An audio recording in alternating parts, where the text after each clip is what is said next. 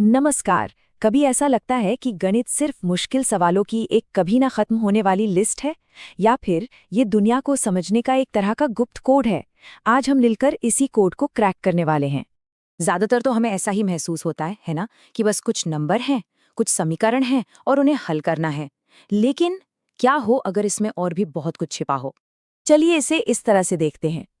सोचिए कि गणित एक टूल किट की तरह है, तो इसे रटने की बजाय हम ये देखेंगे कि इसके अलग अलग हिस्से असल में कितने काम के औजार हैं।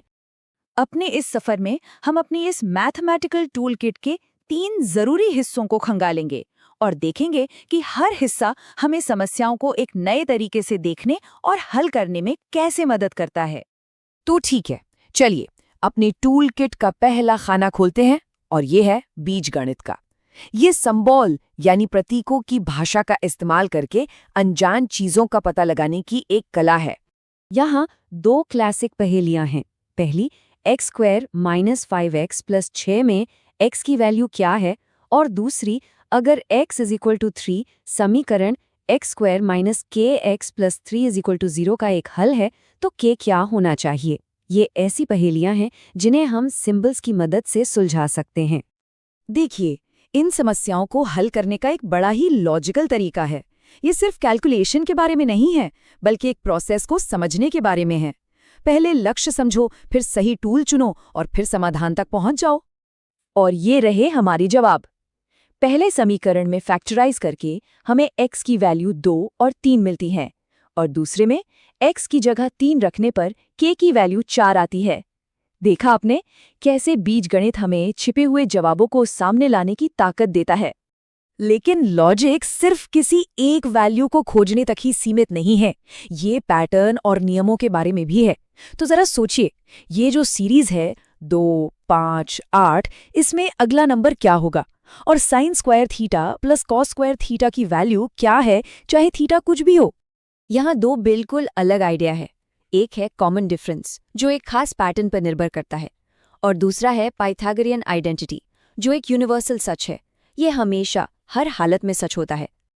अब इस स्लाइड में दिलचस्प बात यह है कि ये गणित की 2 अलग अलग निश्चितताओं को दिखाता है। एक तरफ एक पैटर्न है जहां कॉमन डिफरेंस 3 है, और दूसरी तरफ एक यूनिवर्सल नियम है जहां जवाब हमेशा एक ही रहेगा। चलिए आगे बढ़ते हैं। अब हम अपने टूलकिट के दूसरे हिस्से पर आते हैं, और वो है ज्यामिति यानी ज्योमेट्री। ये हमारी फिजिकल दुनिया को नापने और उसके बारे में बताने की भाषा है। जरा कल्पना कीजिए कि हमारे पास एक मैप है, तो हम 0, 0 और 3, 4 के बीच की सीधी दूरी कैसे नापेंगे, और 2, 3 और 4, 7 से गुजरने वाली लाइन का झुकाव या स्लोप कैसे पता करेंगे। इन सवालों के जवाब देने के लिए हमारे पास कुछ खास टूल्स हैं। ये जो दूरी का फॉर्मूला है, ये पाइथागोरस थ्योरम जैसा ही है, जो हमें 2 पॉइंट्स के बीच का सीधा रास्ता बताता है। और स्लोप का फॉर्मूला हमें ये बताता है कि कोई लाइन कितनी झुकी हुई है, क्या वो एक खड़ी पहाड़ी है या एक हल्का सा ढलान। और जब हम इन फॉर्मूलों को इस्तेमाल करते हैं तो हमें एकदम सटीक जवाब मिलते हैं। दोनों पॉइंट्स के बीच की दूरी ठीक 5 यूनिट है और लाइन का स्लोप 2 है। ये सिर्फ नंबर नहीं है, ये हमारे आसपास की दुनिया को बयां कर रहे हैं। अच्छा, अब एक अलग शेप लेते हैं।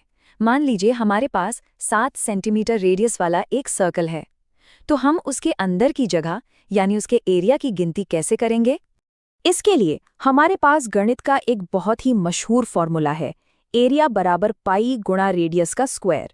ये एक कमाल का टूल है जो हमें एक घुमावदार शेप का एरिया भी आसानी से पता लगाने में मदद करता है।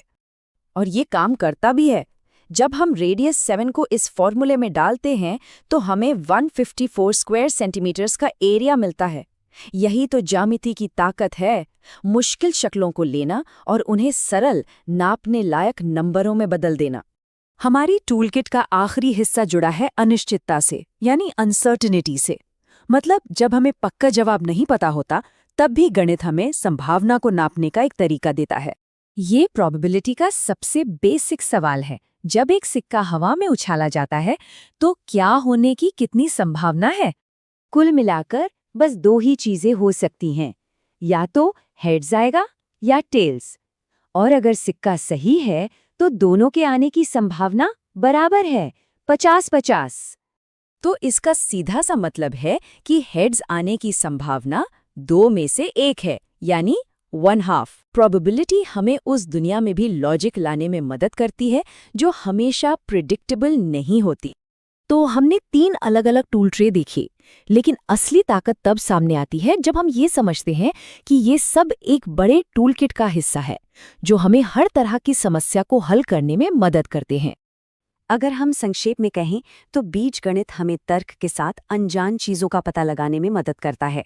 ज्यामिति हमें अपने आसपास की दुनिया को नापने की भाषा देती है और प्रायिकता हमें अनिश्चितता को समझने का एक तरीका देती है।